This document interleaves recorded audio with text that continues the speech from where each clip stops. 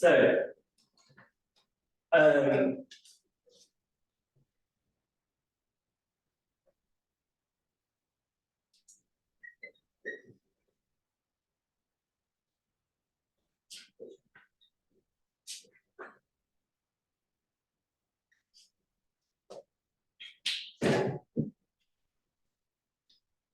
that is our standard notation for ARMA from a long time ago.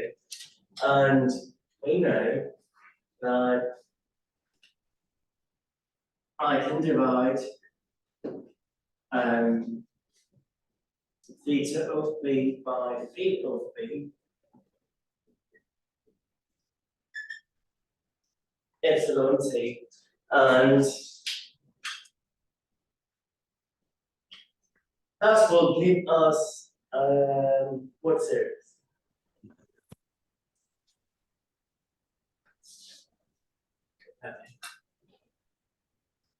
MA specifically speaking, or does it give you Q right away? You divide and bring it to the side. Oh, yeah. The whole long of it. Infinity. So when it comes to an ARMA PQ, what we do is we set I'll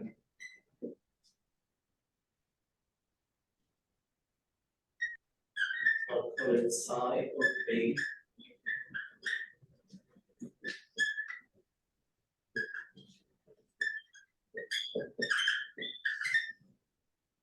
It's simply 0. You just put all the coefficients to be 0, and you write it as an MAQ.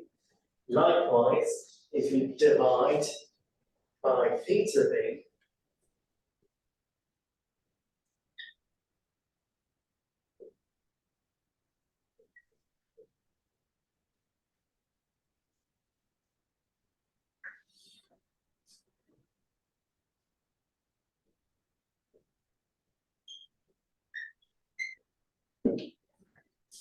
we have an AR infinity series.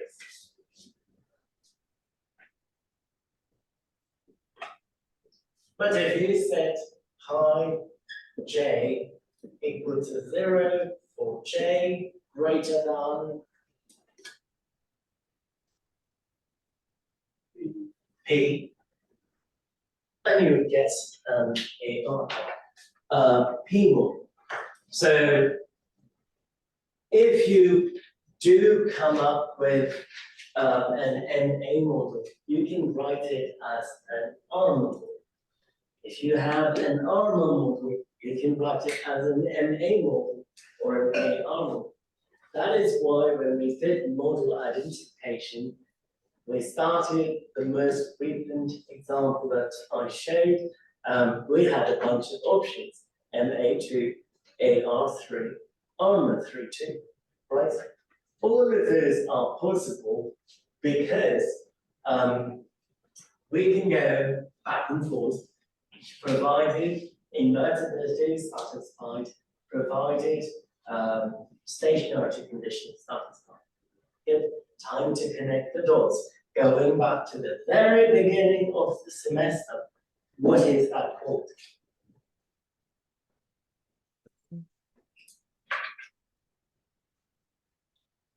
The transfer function? Very good. Transfer function. Sure. Still a transfer function, right? But if you call it as, psi inverse of the inverse transfer function. Yes? So, when we did MA models, we had pi of B, and those are the pi weights. AR model, AR infinity, we had the psi weights. It's all coming together. Psi weights must satisfy summability condition. Pi weights must satisfy summability condition. Absolute summability. what is the difference equation there is?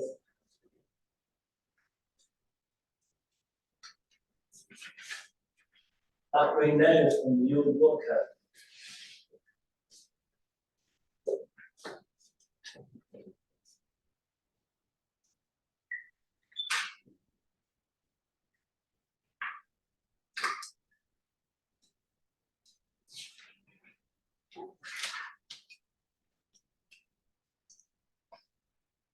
In other words, I can write psi j equal to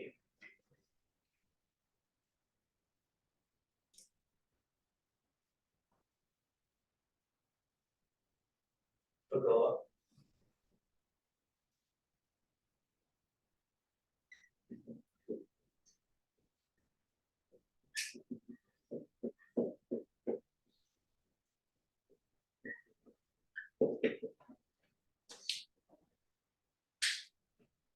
Sure, I can go past that, but I'm stopping at P because it's an ARP approximation. Now, in this case, we must have psi naught to be equal to 1. Agreed? Going back to way back, but if you flip and you want to write it as an MA expression, in other words, you have ARMA, but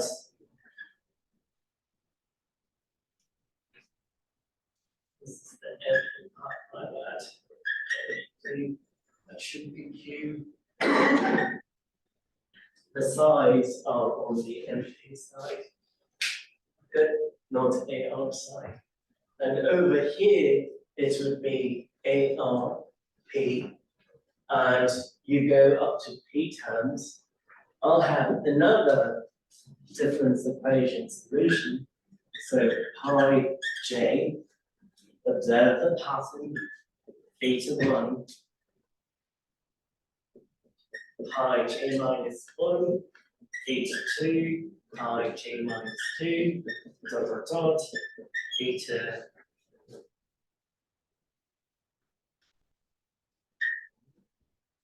p, pi j minus p. And that would be AR.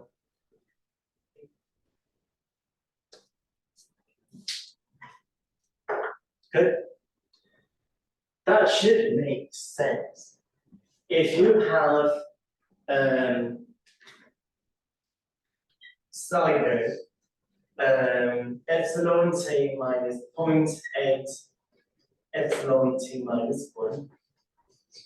Yes, if you write the characteristic polynomial, you'd have epsilon t times 1 minus 0.8 b. Yes, divides by 1 minus 0.8 b on both sides.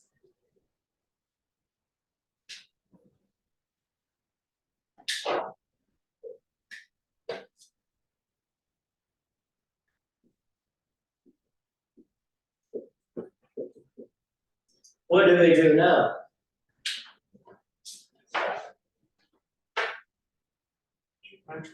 Geometric series, yes, 1 over 1 minus 0.8 b. I could simply write it as 1 plus 0.8 b and plus 0.64 b squared, dot dot dot.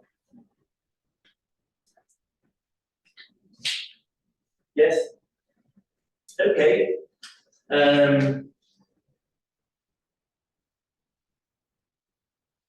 Pi 1. Right here. So pi 1 would be equal to theta 1 times pi 0. Now, what is theta 1?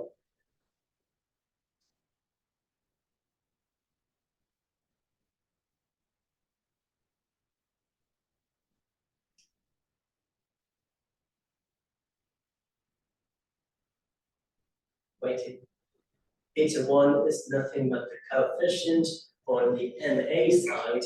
So MA side, what is theta 1? 0.8. So 0.8 times pi 0, you get pi 1 to be 0.8. Good. Pi 2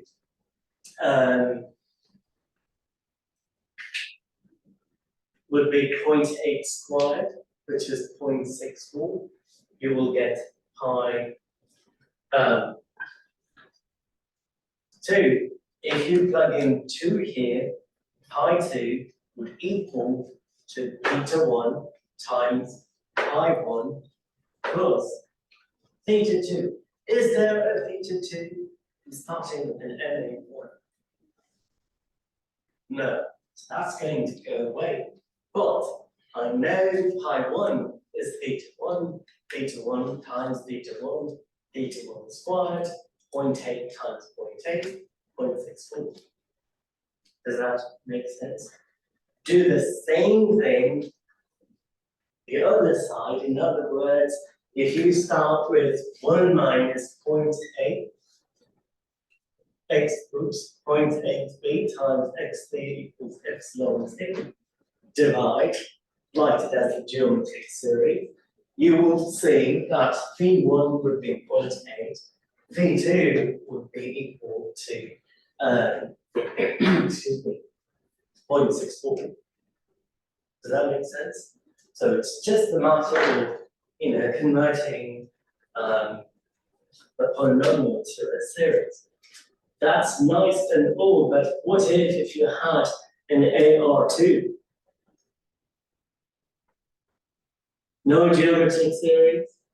Abort mission?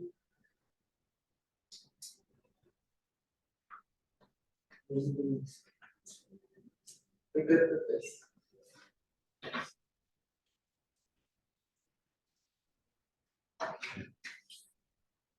Almost done. AR2. AR2 would simply mean the characteristic polynomial would be of degree 2. So hypothetically, let's just say, oh, we just did 1 minus 0.89 b 0.64 b squared.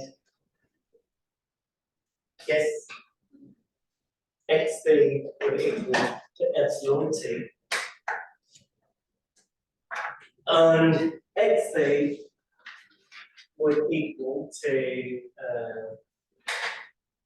1 minus 0.89 b, 0.64 b squared,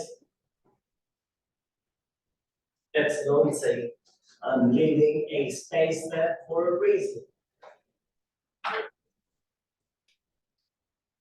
That is simply an ARMA. The way of doing ARMA. I'm going to add a term to the right hand side. 1 minus 0.8b. What series is that now? So ARMA 2-1. ARMA 2-1, because we have two coefficients on the AR side, one on the MA side. The numerator would become that.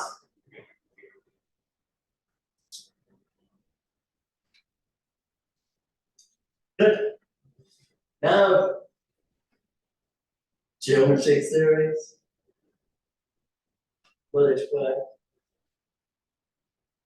How? You can do a division, like get rid of one of the b's on the bottom, essentially.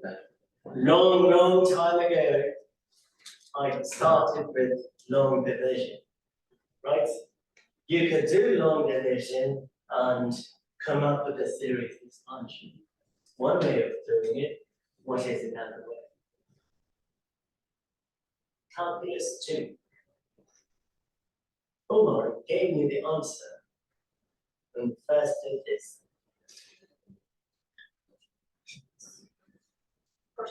Partial fractions. So, time to connect the dots. I am going to do something and it should click, hopefully.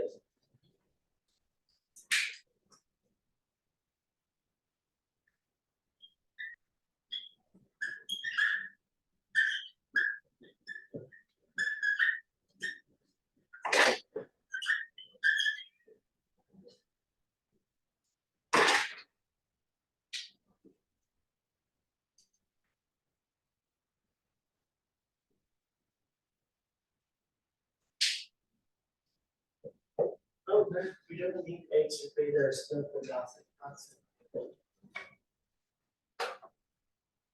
Does that come to your mind? What is G1 and what is G2? Those roots. Roots of the characteristic polynomial. If you have if you have a series that satisfies stationarity condition, you would have the roots. In other words, you would know the denominator, agreed. If you know the denominator, I can solve for constants A1 and A2, agreed. Yes, so if I know A1 and A2, I can rewrite this as a geometric series, agreed. If I can rewrite it as a geometric series, I can combine the terms together, agree. If I combine terms together, eventually I will end up with, I erased it, 1 plus C1, psi1 b plus psi2 b squared plus psi3 b cubed, and so on. Yes? Does that make sense?